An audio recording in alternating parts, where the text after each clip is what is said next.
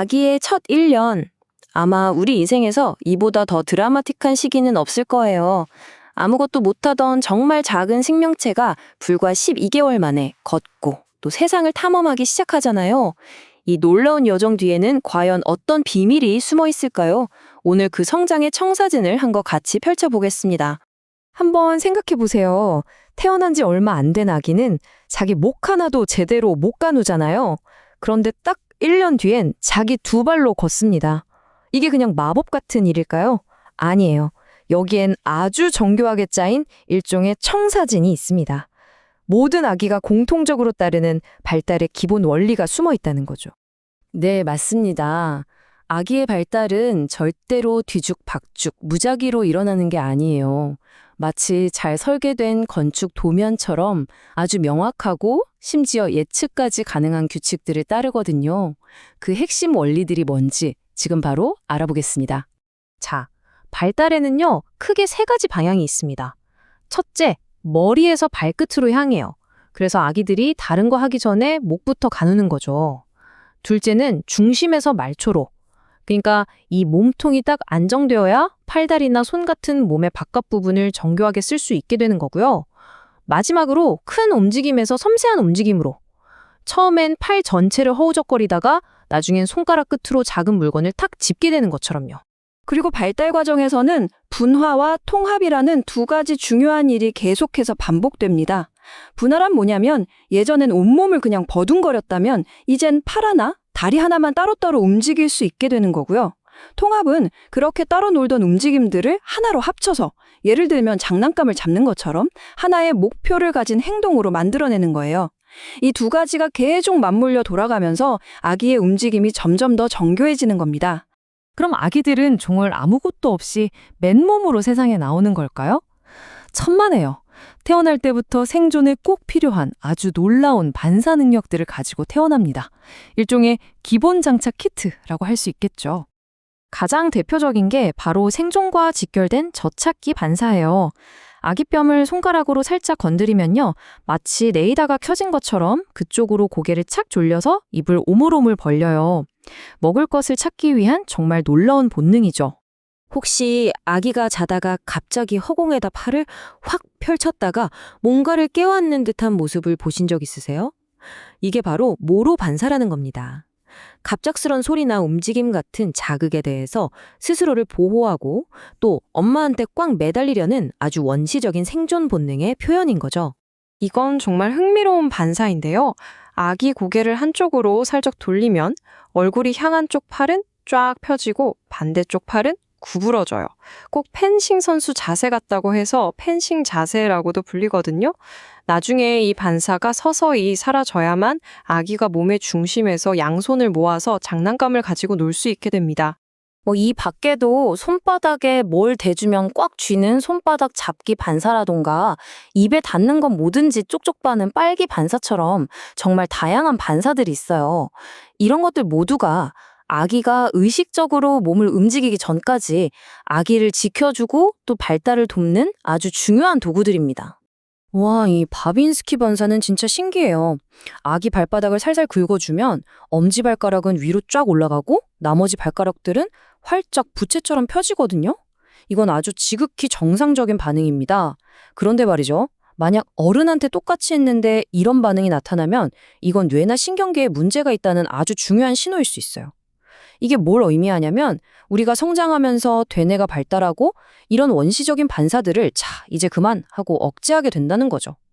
똑같은 반응인데 아기한텐 정상, 어른한텐 위험 신호라니 정말 놀랍지 않나요? 자, 이제 발달의 기본 청사진하고 아기가 뭘 가지고 태어나는지 그 기본 키트까지 살펴봤습니다.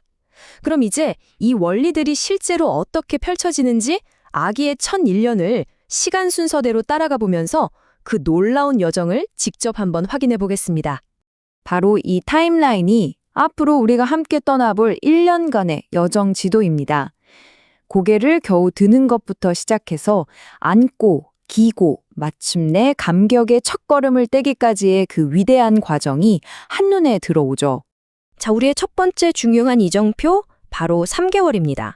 아까 말씀드린 머리에서 발끝으로라는 첫 번째 원칙이 가장 눈에 띄게 나타나는 시기죠. 3개월쯤 되면 아기는 드디어 흔들리던 목을 제법 안정적으로 가눌 수 있게 돼요. 엎어놓으면 팔꿈치로 상체를 버티면서 고개를 들기도 하고요. 그리고 또 하나 중요한 변화가 몸 앞에서 양손을 이렇게 마주 잡기 시작한다는 거예요. 이게 바로 내 몸을 인식하고 의도적인 움직임을 시작했다는 아주 중요한 신호입니다. 벌써 1년의 절반이네요. 6개월입니다. 이 시기에 가장 큰 성취를 하나만 꼽으라면 단연 안기죠. 이건 단순히 자세 하나가 바뀌는 게 아니에요. 세상을 바라보는 아기의 시야가 완전히 달라지는 그야말로 혁명적인 순간입니다. 이제 앉을 수 있게 되면서 아기의 두 손이 드디어 자유를 얻습니다. 그러니까 한 손에 있던 장난감을 다른 손으로 옮길 수도 있고 보이는 건 뭐든지 입으로 가져가면서 세상을 탐색하는 활동이 폭발적으로 늘어나죠. 바로 여기서 앉는 능력과 손을 쓰는 능력이 멋지게 통합되는 모습을 볼 수 있는 겁니다. 자, 9개월에서 10개월 사이가 되면 아기들은 이동성이라는 아주 강력한 무기를 장착하게 됩니다. 더 이상 한 자리에 가만히 머물러 있지 않고요. 스스로 세상을 향해서 나아가려는 욕구가 그야말로 폭발하는 시기죠. 이 시기가 되면 아기들은 정말 기어다니기의 달인이 됩니다. 그러다가 어느 순간 무언가를 붙잡고 번쩍 일어서고요. 또 가구를 잡고 옆으로 개걸음치듯 걷기 시작하죠. 한번 상상해 보세요. 평생을 누워서 세상을 보다가 처음으로 서서 세상을 보는 그 느낌.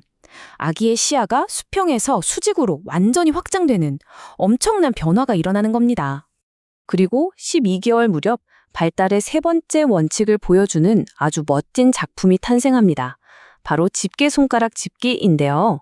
이전까지는 손 전체로 뭉툭하게 움켜쥐었다면 이제는 엄지와 검지, 이 두 손가락 끝으로 아주 작은 과자 부스러기 하나까지 정확하게 집어 올릴 수 있게 되는 거죠. 큰 움직임에서 섬세한 움직임으로의 발달 과정을 이보다 더 잘 보여주는 예시가 있을까요? 자, 지금까지 발달 단계를 순서대로 쭉 살펴봤는데요.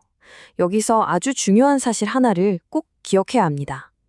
발달 순서는 어느 정도 예측이 가능하지만 그 시기는 모든 아이가 제각각이라는 거예요. 그러니까 핵심은 바로 이겁니다. 옆집 아이는 벌써 걷는데 우리 아이는 왜 아직이지? 하고 조급해야 할 필요가 전혀 없다는 거죠. 우리가 흔히 보는 발달 단계표는 그저 평균을 보여줄 뿐이고요. 정상이라고 하는 범위는 생각보다 훨씬 넓습니다.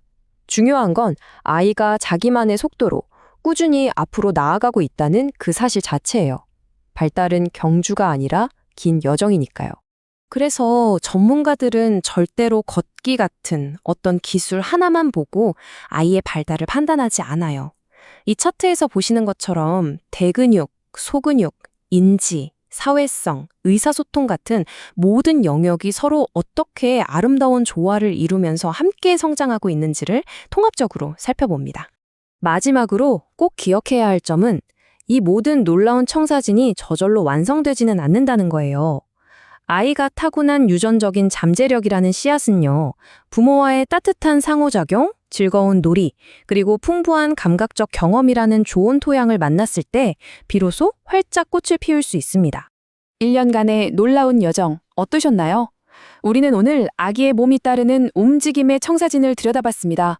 하지만 이건 거대한 인간 발달 이야기의 정말 첫 번째 장일 뿐이에요.